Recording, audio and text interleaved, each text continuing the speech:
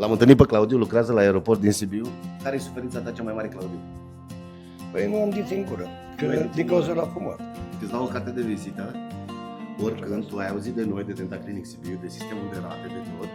Și o să ne întâlnim foarte des, că noi venim foarte des prin Sibiu la Nuremberg, da? Okay. Care e frica ta cea mai mare? Legată de ce? Frică? Da. De bani, de durere, de ce? De nimic, să zic așa. Dar e o delăsare? Cu țigările astea, că nu știu, la asta vă referiți? Câți ani ai tu?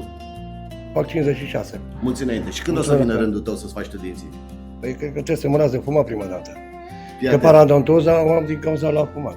Când nu mai ai dinți deloc, nu mai ai nici paradontoză, apropo, te pot sprijini pentru că ești un om bun.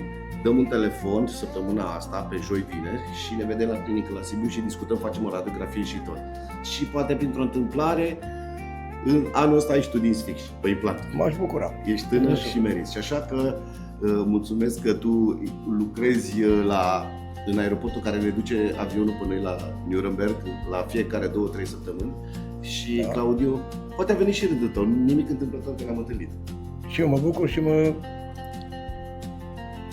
o să vă caut telefonul și o să stau la poveste și să... Ești pregătit să faci ceva pentru tine? Să investești în tine? Te ajut și eu.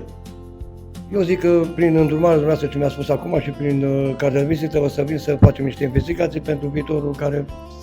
Ești un om deosebit și respect munca pe care o faci tu. Mulțumesc. Și, Și dumneavoastră la fel. și să știi că oamenii de suflet trebuie să se întâlnească și noi ne știm de 2 secunde și chiar am făcut un interviu, îți mulțumesc și de fiecare dată îl căutăm pe Claudiu când plecăm spre Nuremberg. Sper să fim pe tură. Să fii pe tură. Mulțumesc, O zi ești un om bună. deosebit, te pup și noi plecăm că avem de văzut vreo 60 de pacienți la Nuremberg. Ce să zic, vă plăcut și să ne revedem cât mai curând. Și anul ăsta puneți intenție să-ți faci tu dinți. Da? Da.